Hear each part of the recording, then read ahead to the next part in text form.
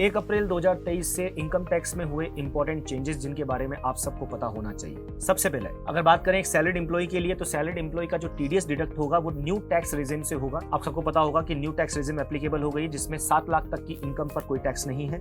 अगर new tax regime आप applicable करवाते हैं और आप चाहते हैं कि टीडीएस भी उसके अकॉर्डिंग डिडक्ट हो, तो आप ये ध्यान रखें कि ये स्कीम डिफॉल्ट है। बाय डिफॉल्ट अब आपकी ये स्कीम एप्लीकेबल हो जाएगी।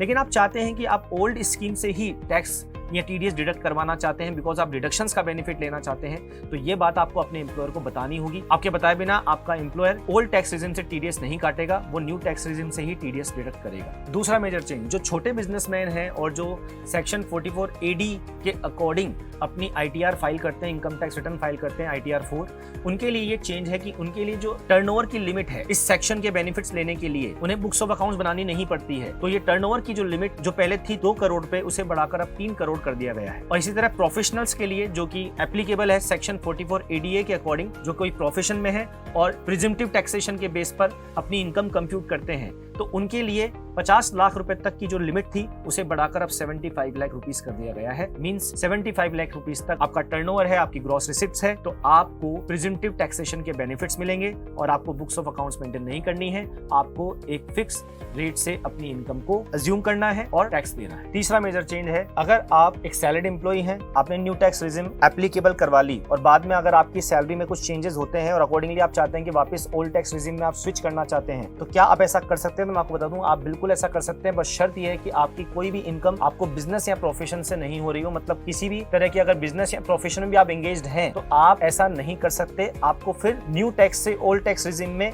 या ओल्ड से न्यू में स्विच करने के लिए सिर्फ एक ही बार लाइफ टाइम आपको मौका मिलेगा, आप बार बार चेंज नहीं कर सकते। इसी तरह चौथा चेंज भी यही है कि अगर आप कोई बिजनेस कर रहे हैं, आपको बिजनेस की इनकम होती है और आप भी अपनी टैक्स रेजिम को चेंज करके न्यू से ओल्ड या ओल्ड से न्यू करना चाहते हैं, तो ये मौका भी आपको लाइफ टाइम एक ही बार मिलेगा। उसके बाद आप इसको चेंज नहीं कर सकते हैं। जो भी टैक्स रेजिम होगी आपने अडॉप्ट की है वो आपको आगे कंटिन्यू करनी पड़ेगी। तो ऐसी और इन्फॉर्मेशन नॉलेज के लिए आप जुड़े रहिए।